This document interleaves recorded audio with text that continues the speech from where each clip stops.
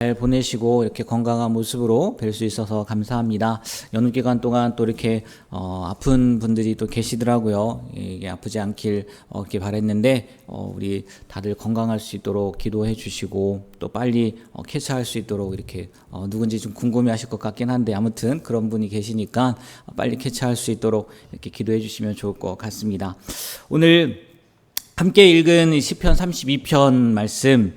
이 시편 32편은 다윗이 그 우리아의 아내 바세바를 범한 그 사건을 가지고 참회한 참회 시라고 보통 이야기를 합니다. 우리가 시편을 계속 보고 있는데 시편이 1편부터 150편까지 있지 않습니까? 그런데 이 시편 전체에서 참회 시라는 것이 총 7편이 나온다는 거예요. 우리가 이미 했던 6편도 참회시고, 그리고 오늘 32편, 또 다음 주 금요일인가요? 38편, 그리고 39편, 51편, 130편, 143편, 이렇게 총 7개의 참회시가 나오는데, 시편 130편을 제외한 6편이 다윗이 쓴 시예요. 다윗의 참회시. 근데 또 그 6편 중에서 또 3편, 6편과 오늘 읽은 32편과 51편이요. 밧세바 간음 사건을 배경으로 하고 있다는 거예요. 그러니까 다윗 같은 경우도 그것이 결코 작은 일은 아니었던 거죠. 밧세바를 간음한 우리가 일반적으로 생각해도 그렇죠. 그러니까 참회시가 7개가 있는데 그중에 6개가 다윗의 참회시고 그중에 또 3개가 이 밧세바를 간음한 사건을 배경으로 이렇게 쓰고 있다는 거죠. 근데요, 오늘 읽은 이 32편은 특별히 6편과 51편과 다른 게 뭐냐면 그 6편이나 51편은 참회에 대한 이야기, 참회시라고 표현은 했지만 참회에 대한 그런 내용을 쭉 나열했다면 오늘 읽은 이 32편은요. 회개하고 사죄를 받은 그 다윗이 기쁨에 겨워서 하나님을 향하여 감사의 찬양, 그리고 세상을 향해서 자신의 범죄와 회개, 그리고 사죄를 얻게 된 전과정을 간증하는 것을 주 내용으로 하고 있다는 거죠. 좀 다르다는 거예요. 6편과 151편과의 내용에는. 여기에는 회개하고 사함을 받아서 하나님 앞에 그 감사함을 표현하고 또 세상 사람들에게 자신의 그 마음, 자신이 지금까지 겪었던 것들을 간증하는 내용을 포함하고 있다는 거죠. 그래서 참회시라고 이렇게 하기도 하지만 지혜시라고도 불러요. 오늘 마스길이라고 표현되어 있지 않습니까? 마스길. 이게 교훈이라는 뜻이잖아요. 그러니까 이 교훈이라고 붙어 있는 이유도 아마 참회를 했지만 그 안에서 우리가 깨달아야 될 것, 또 우리가 느껴야 될 것들이 있어서 이렇게 지혜시 이렇게 이야기를 하고 있는 것 같아요. 전체적인 내용을 보면요. 지금 얘기했던 것처럼 1절, 2절 말씀을 보니까 사죄 받은 자, 그냥 용서해달라고만 한 게 아니에요. 오늘 1절, 2절 봐도요. 복이 있다고 이야기하지 않습니까? 가려진 자는 복이 있도다. 그리고 정죄를 당하지 않은 자는 복이 있도다. 이렇게 사죄 받은 자의 그 복에 대해서 이야기를 하고 또 3절부터 7절은 범죄하고서 회개하지 않을 때 그 마음의 고통, 그것과 또 회개하고서 사죄받았을 때 그 마음, 이것들을 대조해 보임으로써 하나님의 사죄의 은총을 받는 것이 얼마나 축복된 일인가를 이렇게 기록하고 있고, 마지막 8절부터 11절에는 이제 회중들을 향해서 하나님의 말씀에 순종해라. 그리고 나처럼 이렇게 사함을 받은 사람으로서 하나님만을 기뻐하고 즐거워하며 살아야 된다라는 것을 권면하는 내용이라는 거예요. 이것을 가지고 한 2가지만 말씀을 드리려고 하는데, 먼저요, 4절 말씀을 읽어보면 4절 우리 다 같이 다시 한번 읽어볼까요? 4절 읽겠습니다.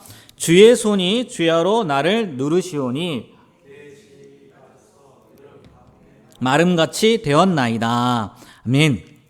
지금 다윗이 고백하는 거잖아요. 주의 손이 자기를 누른다는 거예요. 그러면 여기서 말하는 주의 손이 뭐겠습니까? 하나님의 역사 내지는 하나님의 징계겠죠. 예. 범죄한 것에 대한 하나님의 징계거란 말이에요.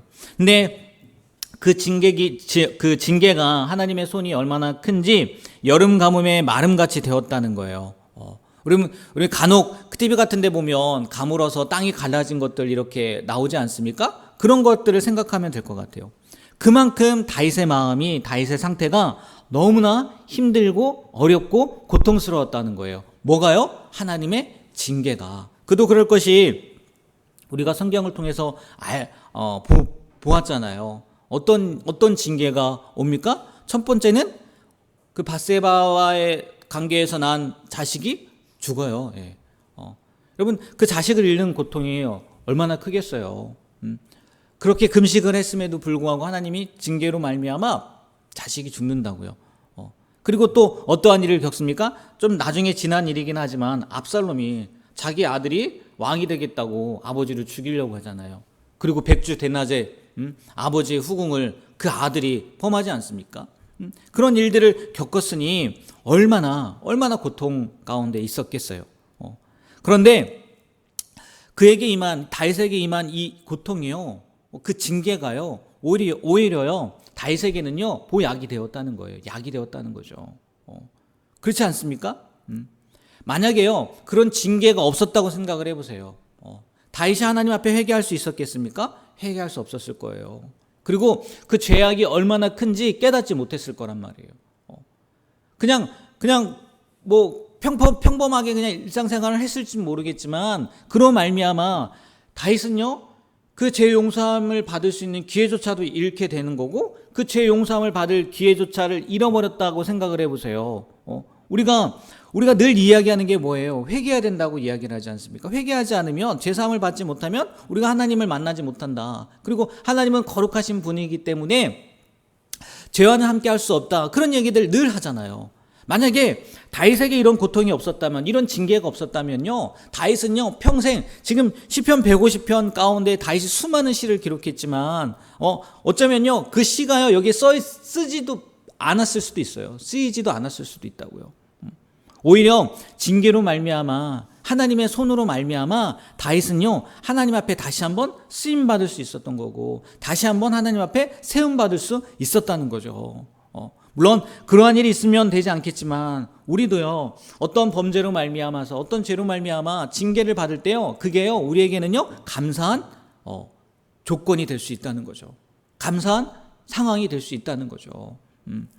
늘 하나님 앞에 바르고 올바르게 생활하길 원해요. 저도 마찬가지고. 그런데 간혹 우리도 다윗처럼 뭐 큰 죄는 아니라 할지라도 하나님 앞에 죄를 범할 때가 있단 말이에요. 그래서 그것으로 말미암아 우리에게 오는 징계를요, 우리는요, 귀하게 여기게 되기를 축복합니다. 오히려 그것이 나에게 복이 된다는 거. 왜? 성경도 기록하고 있어요. 로마서에도 보니까요, 자녀니까 뭐 하는 거예요? 징계하는 거예요. 하나님의 징계가 없다면요, 사생자라는 거예요. 사생자. 하나님의 아들이 아니라는 거죠. 내가 어떠한 일로 말미암아 하나님 앞에 징계를 받는다라는 느낌이 들 때, 그런 생각이 들 때, 그런 깨달음이 올 때, 우리는 오히려 감사함으로 그 징계를 감당하고 바로 회개하고, 다음에 이어서 말씀드리겠지만 하나님 앞에요, 올바른 모습으로 세움받게 되는 그런 우리의 삶이 되길, 우리의 삶의 여정이 되길 주님의 이름으로 부탁드립니다. 아멘. 네, 이어서 보세요. 6절을 보면 다윗이 또 이렇게 고백을 해요. 6절도 같이 한번 읽어볼까요? 6절도 읽겠습니다. 이로 말미암아 모든 경건한 자는 주께 기도할지라, 진실로 홍수가 범람할지라도 그에게 미치지 못하리라. 아멘. 보세요. 5절 말씀을 보면 뭐라고 얘기하냐면, 내가 이르기를 내 허물을 여호와께 자복하리라 하고, 주께 내 죄를 아뢰고 내 죄악을 숨기지 아니하였더니, 하나님께서 뭐 하셨다고요? 용서해 주셨다는 거예요. 그러니까 이로 말미암아, 자, 세상 사람들은 아까 말씀드리지 않았습니까? 세상 사람들에게 선포하는 것처럼 증거한다, 간증한다. 세상 사람들, 내 이야기를 듣는 사람들, 한번 당신들도 마찬가지입니다. 이로 말미암아 모든 경건한 자는 주를 만날 기회를 얻어서 주께 기도하라는 거예요. 이게 무슨 얘기겠습니까? 자신의 경험에 비추어서요, 지금 백성들에게 하나님으로부터 여러분들도 죄 지을 때가 있지 않습니까? 하나님 앞에 범죄할 때가 있지 않습니까? 그러면 그 기회를, 범죄했을 때 그 회개할 수 있는 그 기회를, 왜? 하나님은 용서해 주시니까. 그 회개의 기회를 놓치지 말고 빨리 회개하세요. 빨리 하나님 앞에 나오세요. 라고 지금 권면하고 있다는 거예요. 우리가요, 이 다윗의 이 권면을 보면서 생각해야 될 게 뭐냐면요, 놓치지 말아야 될 것이 뭐냐면요, 회개에도요 때가 있다는 거예요. 때가. 지금 6절에 그렇지 않습니까? 주를 만날 뭐라고요? 기회. 예. 회개에도 때가 있다는 거죠. 하나님은요, 자비로우신 분이에요. 자비로우신 분이에요. 그러나 무한정 회개의 기회를 주시는 분은 아니란 말이에요. 예전에 제가 그런 말씀을 드렸던 것 같아요. 하나님은 오래 참으세요. 정말 오래 참으세요. 그런데 끝까지 참으시는 분은 아니에요. 끝까지 참으시는 분. 우리는요, 끝까지 참아주시길 원하죠. 왜? 끝까지 사랑하신다고 했으니까. 그러나 분명히 하나님 오래 참으시지만 그 회개의 기회는요, 딱 정해져 있단 말이에요. 노아 홍수 사건을 한번 보십시오. 하나님이 끝까지 참지는 않으셨어요. 오래 참으셨죠, 정말. 노아가 방주를 짓기까지 몇십 년입니까? 엄밀히 따지면요, 그 이전에 그 백성들의 그 타락한 삶까지 한다면요, 굉장히 긴 시간이었을 거란 말이에요. 오래 참으셨지만 끝까지 참으시지는 않는다는 거죠. 그러니까 우리가요, 그 회개할 기회를요, 놓치면 안 된다는 거예요. 그러면 이런 질문을 하게 되는 거잖아요. 아니, 회개할 기회가 언젠데요? 회개할 기회가 언젠데요? 간단하더라고요. 여러분, 회개할 기회가 언제냐면요, 우리가요, 죄를 깨달은 순간이라는 거예요. 순간. 그 순간이요, 가장 좋은 기회라는 거예요. 근데 그 죄를 깨달았음에도 불구하고 그 순간을 놓쳐버리면요, 우리가요, 회개할 기회를 놓쳐버릴 수 있다는 거죠. 다윗 얘기잖아요. 밧세바 간음 사건이잖아요. 다윗은요, 몰랐어요. 왕이기 때문에 그냥 자연히 그냥 이렇게 해도 되겠지라고 생각했단 말이에요. 근데 나단 선지자를 통해서 뭐 합니까? 이 사람이 당신입니다 라고 얘기하잖아요. 죄를 깨닫게 되잖아요. 그 순간 다윗이 뭐 합니까? 회개하잖아요. 회개. 그래서 다윗이 위대한 사람인 거예요. 위대한 사람인 거예요. 우리가요, 무한정 참으시는 하나님이 아니라는 거, 회개할 기회가 주어졌을 때 반드시 회개해야 된다는 거 알면서도요, 못한단 말이에요. 왜? 죄를 깨달았을 때가 바로 회개의 기회임에도 불구하고 우리가 그것을 놓치기 때문이라는 거죠. 오늘 말씀을 통해서요, 회개의 순간은 죄를 깨닫는 바로 그 순간이구나. 내가 그 순간을 놓치지 말아야 되겠구나 라는 마음을 가지고 언제든 하나님께서 우리의 죄를 깨닫게 하실 때 회개의 자리에 나아가게 되길 주님의 이름으로 축복합니다. 네. 보면요, 그 뒤에 9절인가요? 여기 노새 이야기가 해요. 왜 이들은요,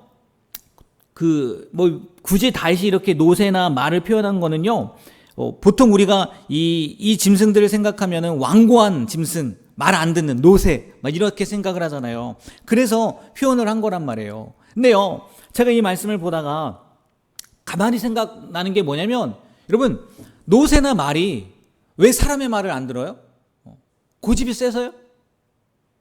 네? 고집이 세서 말 안 들까요? 우리는 그렇게 생각을 한단 말이에요. 근데 가만히 생각해 보니까요, 얘들이요, 우리 말을 알아들어요? 못 알아들어요? 못 알아듣잖아요.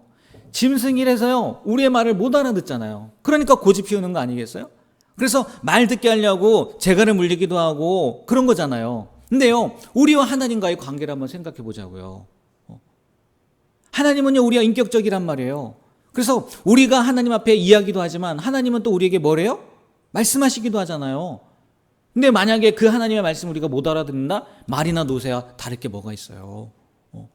우리는요, 말과 노새가 다르잖아요. 하나님의 말씀을 알아듣잖아요. 그럼에도 불구하고 회개하지 못한다. 하나님 앞에 나아오지 못한다. 얼마나 부끄러운 일이 되겠습니까? 오늘 이 다윗의 이 참회시를 통해서, 참회시인 반면에 또 지혜시라고 했잖아요. 우리가요, 그 다윗의 지혜를요, 깨닫게 되는, 우리도 그렇게 지혜로운 삶을 살아가게 되는 귀한 삶이 되길 주님의 이름으로 부탁드립니다. 네, 하나님의 징계를 받을 때요, 오히려 기뻐할 수 있었으면 좋겠고요. 또 회개의 기회를 놓치지 않았으면 좋겠어요. 회개의 기회가 언제라고요? 죄를 깨닫는 순간, 그 순간이 회개의 기회라는 거 잊지 말고 오늘 하루도 믿음으로 승리하며 주님 앞에 온전한 삶을 살아가는 우리 모두가 되길 주님의 이름으로 부탁드립니다. 기도하겠습니다.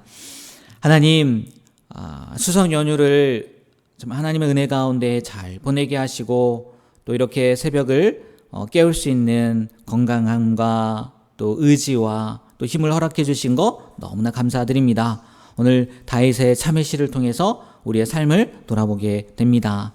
우리도 인생을 살아가면서 죄를 지어 하나님 앞에 받는 그런 징계를 달게 받을 수 있는 그런 용기 또 힘을 허락해 주시고, 무엇보다 회개의 기회를 놓치지 않음으로 말미암아 언제나 하나님 앞에 바른 모습으로 살아가게 되는 우리가 되게 하여 주시옵소서. 그래야 늘 하나님과 동행하고 또 하나님이 어떤 말씀을 하시든지 잘 듣고 순종하는 우리의 삶이 됨으로 말미암아 하나님의 기쁨이 되는, 또 하나님의 자랑이 되는 우리의 삶이 되게 하여 주시옵소서. 예수님의 이름으로 기도합니다. 아멘.